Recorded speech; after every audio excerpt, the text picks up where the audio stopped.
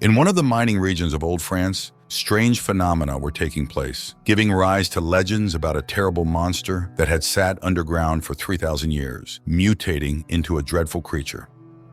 The year is 1965. A young man named Amir has a terrible dream in which miners die trying to escape from a dreadful creature. Waking up from the nightmare, he hurries to the call of a friend who reminds him that they should leave soon if they want to get a job. Soon the boys reach the recruitment point where those wishing to get a hard but well-paid job in the mine are gathering. The foreman holds 2 stamps in his hands, a red one for those who are not suitable and a green one for the selected.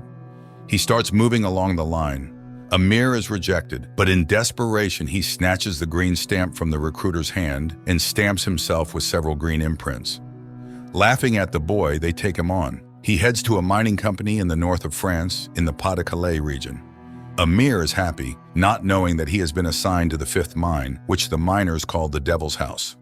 One day, a famous scientist, Professor Berthier, arrives, needing to descend specifically into that 5th mine, usually reserved for the offenders.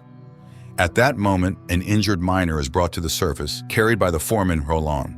Berthier declares that he wants to go down with him. At this time, reinforcements from Morocco arrive at the mine, and Amir is assigned to Roland's crew. He gets acquainted with the miners, and one of them, Santini, shows him how everything works there. Roland assigns an experienced mentor to the newcomer and orders the descent to begin. In the mine, Amir feels quite uncomfortable, but at depth, like everyone else, he lights his headlamp and takes up the tools. The work is very hard, and the boy injures his hand with a jackhammer. Roland sends him to the horsekeeper.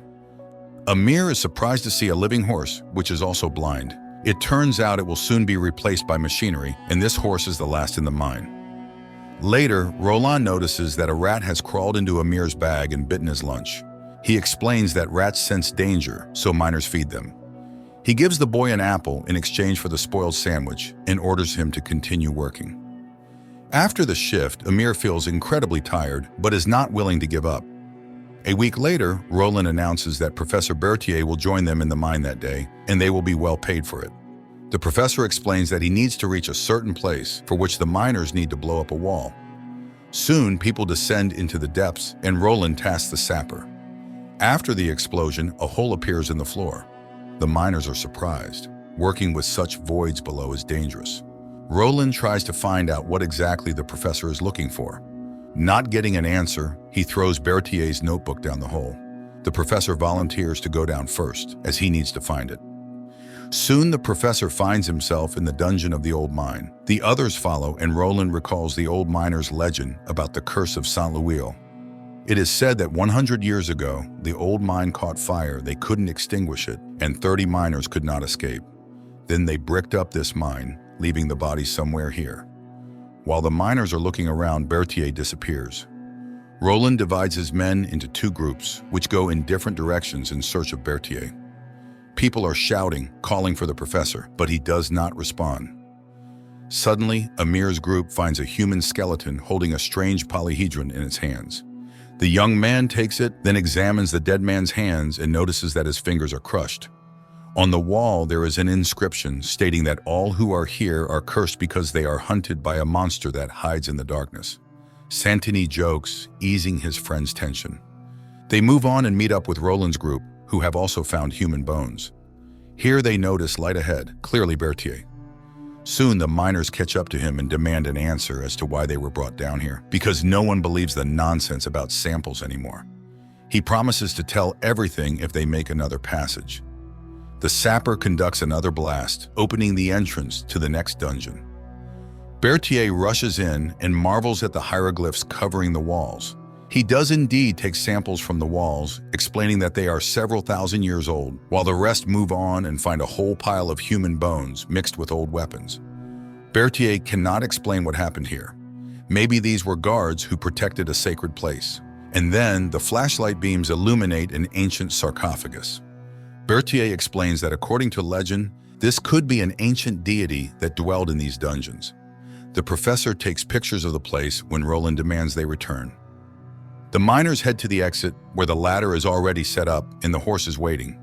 But it suddenly breaks free and runs into the darkness. No one understands what happened when there is a collapse, and the entrance to the dungeon is blocked by stones. When people come to their senses, it turns out that Santini is seriously injured. It turns out that there is no one in the mine above because Berthier demanded complete secrecy. Roland, barely containing his anger, curses the scientist, but they need to take care of the wounded. He sends the others to look for passages while he sets the injured man's leg. The men disperse in different directions while Roland shares his thoughts with one of the miners. When they get out, the mine will likely be closed and scientists will come here. Meanwhile, Amir finds colleagues who have returned to the sarcophagus and are trying to open it. The young man asks them not to do it, but they do not listen. However, the lid is too heavy and does not yield to brute force. Then Amir remembers the polyhedron he found, pulls it out, finds a hole in the lid of the stone box, inserts the find into it, a click sounds, and the lid shifts. Beneath it is something covered with fabric, on top of which lie precious ingots. The miners rush to collect them, since the mine will now be closed, and they will be left without means. Amir tries to dissuade them, but they chase him away, threatening violence if he betrays them. Amir runs off into the darkness and, sitting down by the wall, cries out of self-pity. Meanwhile, those left at the sarcophagus argue about the inadmissibility of disrespecting the dead and do not notice something rising from the sarcophagus. Amir hears wild screams and sees the miners who desecrated the tomb running. The three of them return to the others and try to tell them that something alive is behind them. Roland doesn't believe it when long, bony fingers emerge from the darkness and drag one of the miners away.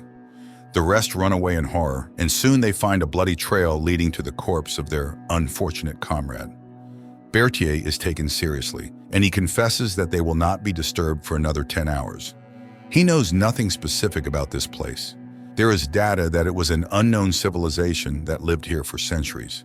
They believed in the god from the sarcophagus, who supposedly descended from the sky more than 3,000 years ago, and worshipped him because they were afraid. But then Amir joins the conversation because it's not a sarcophagus, but a prison. He can draw a map of the dungeon and show where everything is. And then everyone remembers Santini and rushes to the debris.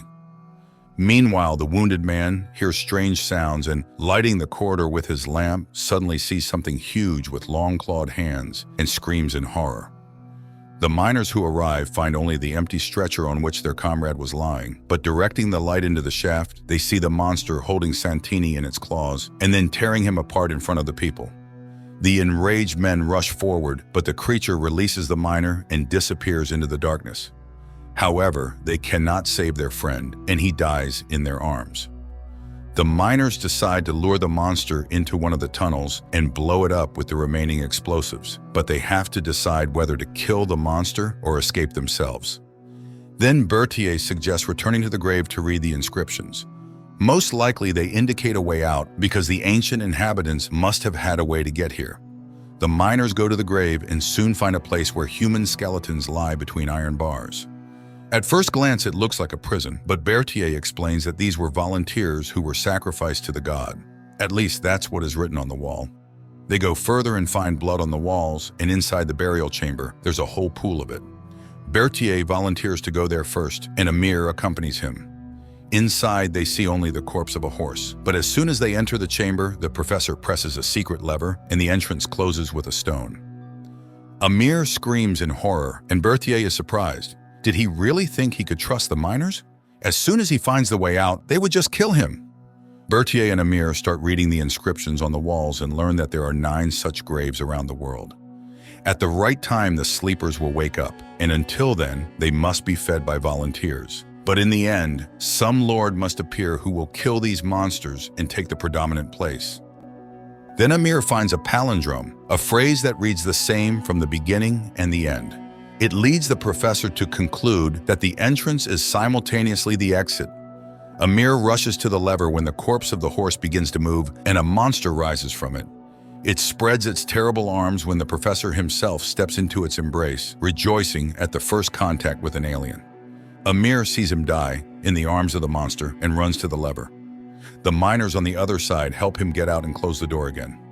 Amir promises to lead everyone out based on the professor's notes, unaware that the monster is already opening the door. Soon, the men stop at a crossroads, and while Amir is reading the notes, they suddenly hear characteristic sounds. Roland suggests turning off the light, and everything goes quiet. But when they light the lamps, the monster is very close. It kills one of them with a single blow and drags another into the darkness. Amir and Roland manage to escape. The foreman asks the young man to find a way out, but he suddenly warns that the monster will kill the entire village if it gets out.